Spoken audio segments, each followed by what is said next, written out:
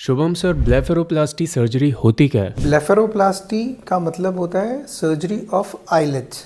So we have got two eyelids, हमारे पास दो आईलिड होते हैं, ऊपर की और नीचे की। सो इसी तरीके से दो टाइप की ब्लेफेरोप्लास्टी होती है, अपर ब्लेफेरोप्लास्टी एंड लोअर ब्लेफेरोप्लास्टी। ठीक है, तो क्या होता है कई बार जैसे जैसे एज के साथ साथ अपनी जो आईलिड्स होती हैं वो बैगी होने लगती हैं, उनका साइज़ बढ़ने लगता है और वो ड्रूप करने लगती हैं, नीचे गिरने लगती हैं। इसकी वजह से हमारी आइज़ छोटी दिखने लगती है, राइट। सो एक तरीके से it's a sign of ageing, it's a natural process, but वो एजिंग का साइन है। सो उसको हम एक तरीके से मान सकते हैं कि वाया ब्लेफेरोप्लास्टी हम उसको करेक्ट करते हैं, and it's a kind of a anti ageing surgery. Sir, ये जो ब्लेफेरोप्लास्टी की सर्जरी है, किसको करवानी चाहिए और किसको नहीं करवानी चाहिए? So blepharoplasty, as I mentioned, it's a surgery of eyelid and it's an anti-aging surgery. So जो predominantly females में जो age कर रही हैं, that is in their 50s and 60s who want to look young, उन लोगों के लिए तो ये प्रायोरिटी है।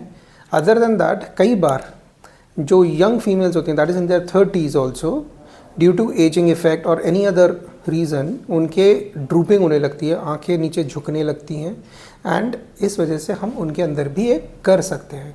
कई बार आप देखेंगे आंख के नीचे डार्क सर्कल्स हो जाते हैं और बैगी लिड्स हो जाती हैं, मतलब आप देखेंगे कि गड्ढे पड़ जाते हैं, जो हम हिंदी में विदेशी भाषा में बोलते हैं। तो उन चीज़ों को हम इस सर्जरी से करेक्ट करते हैं। एंड मैनी अ टाइम्स ये सर्जरी दूसरे फेशियल सर्जरीज़ के साथ क्लब की जाती है। जब आप किसी नोज़ की सर्जरी कर रहे हैं तो उसके साथ हम इसको क्लब करके एंड एक बेटर फेशियल फीचर दे सकते हैं। सर, ब्लेफेरोप्लास्टी की कैसे जाती है? सो जैसे मैंने आपको बताया, ब्लेफेरोप्लास्टी दो टाइप की होती है, अपर एंड लोअर ब्लेफेरोप्लास्टी। जो ऊपर की आईलिड होती है उसके लिए करते हैं, या फिर जो लोअर आईलिड होती है हम उसके लिए करते हैं, डिपेंडिंग अपॉन किस जगह पे ज़्यादा बैगीनेस है। सो मेजॉरिटी ऑफ द पेशेंट्स में खाली अपर ब्लेफेरोप्लास्टी की रिक्वायरमेंट होती है, बहुत कम पेशेंट्स में हमें दोनों कंबाइन करनी पड़ती है।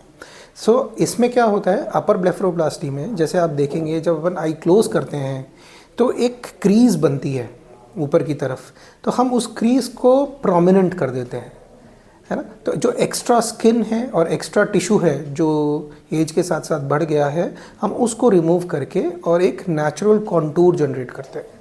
सिमिलरली जब हम लोअर ब्लेफेरोप्लास्टी करते हैं तो वो हम स्कारलेस करते हैं, मतलब उसमें जो इंसिशन आता है वो इस तरीके से आता है जहाँ ऑलरेडी लाइंस हैं, तो अपने को चेहरे पे अलग से कुछ भी नहीं नज़र आएगा। शुभम सर, ब्लेफेरोप्लास्टी का रिकवरी टाइम अप्रॉक्सीमेटली कितना रहता है? सर्जरी कराने के बाद हम नॉर्मली पेशेंट्स को काउंसिल करते हैं कि एटलीस्ट आपको 2 to 3 वीक्स तक वेट करना पड़ेगा to get an around result.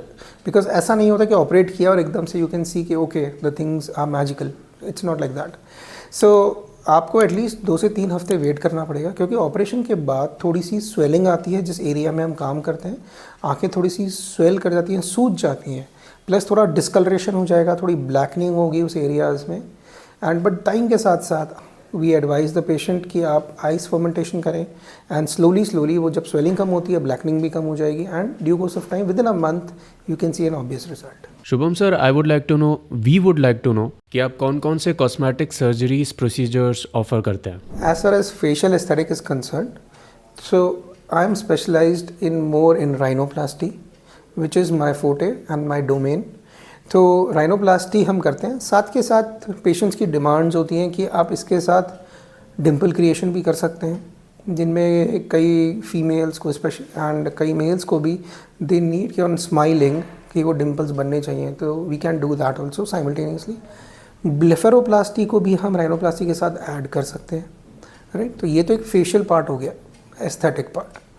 फिर कई पेशेंट्स जो हैं जिनके कान नहीं होते वो हमारे पास आते हैं, तो हम उनको एक ऑप्शन देते हैं जिसे हम माइक्रोशिया कहते हैं, उसको हम पिन्ना रिकन्स्ट्रक्शन करते हैं, है ना, जो नया कान बनाया जाता है। इवन हम ऑटोप्लास्टी भी करते हैं, जो कि इनके कान बैट ईयर्स होते हैं जो आगे की तरफ निकले हुए होते हैं, जिनको कान को पीछे की तरफ सेट किया जाता है। So this is called as bat ear surgery, हम ये भी करते हैं। Shubham sir, if somebody is having, किसी को डाउट है कॉस्मेटिक प्रोसीजर सर्जरी से रिलेटेड, तो वो आपसे सर किस तरह से कांटेक्ट कर सकते हैं? अगर आप किसी भी फेशियल एस्थेटिक प्रोसीजर के बारे में जानना चाहते हैं, चाहे वो राइनोप्लास्टी हो, ब्लेफेरोप्लास्टी हो, डिम्पल क्रिएशन हो या पिन्ना रिकन्स्ट्रक्शन हो, तो आप मेरे क्लिनिक पे आ सकते हैं, which is in the name of Agarwal ENT and rhinoplasty centre, and evening hours में मैं देखता हूँ यहाँ पे। आप अपॉइंटमेंट लेके आ सकते हैं definitely, and I can guide you further with your concerns.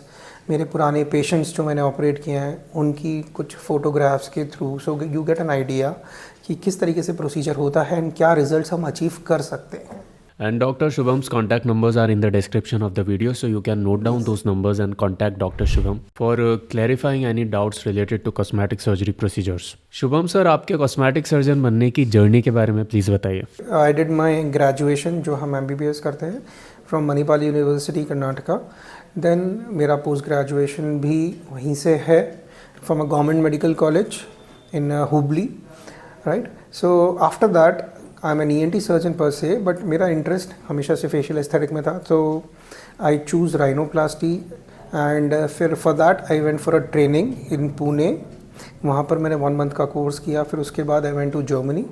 फिर वहाँ I had a specialised training in this field, and I am doing these rhinoplasty surgeries from last 5 to 6 years, or more than that. I've done more than 700 surgeries till now, so I have a good control over that surgery. And आप अगर वो कराना चाहते हैं या और भी कोई नियर बाय प्रोसीजर्स जो मैंने मेंशन किए आप कराना चाहते हैं, definitely you can visit me, so I can help you out with your profiling. Thank you sir, मैंने रिसेंटली ये cosmetic surgery trends channel start किया है यूट्यूब पे, तो सर इस चैनल के बारे में आप हमारी ऑडियंस को क्या कहना चाहेंगे? It's a very good initiative, and I am glad that somebody is taking interest, not as a doctor, as a person into cosmetic surgery, because ये एक ऐसा निश है जिसमें लोग हमेशा कराना चाहते हैं, बट उनको राइट गाइडेंस नहीं होती, उनको पता नहीं होता इसके साइड इफ़ेक्ट्स क्या हैं इस प्रोसीजर के, ये कैसे होगा, इसमें आगे क्या होगा। So this channel will guide you and will help you in choosing the procedure what you want to go for.